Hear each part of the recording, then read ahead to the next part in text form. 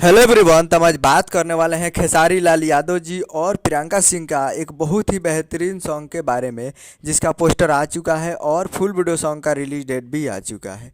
और इस गाने को लिखे हैं छोटू यादव जी और इसमें म्यूजिक दिए हैं अभिषेक गुप्ता जी और इसे गाए हैं खेसारी लाल यादव जी और प्रियंका सिंह जी, जो कि आपको स्क्रीन के ऊपर दिखाई दे रहा है। जिस सॉन्ग का टाइटल रखा गया है लहर उठे, जिसका टाइटल है लहर उठे। और वीडियो में है खेसारी लाल यादव जी और रक्षा गुप्ता जी, फिट में है रक्षा गुप्ता जी। और ये रिलीज़ किया जा रहा है खेसारी लाल यादव जी के सालगिरह पे, खेसारी लाल यादव जी के सालगिरह पे रिलीज़ किया जा रहा है, मैरिज एनिवर्सरी पे।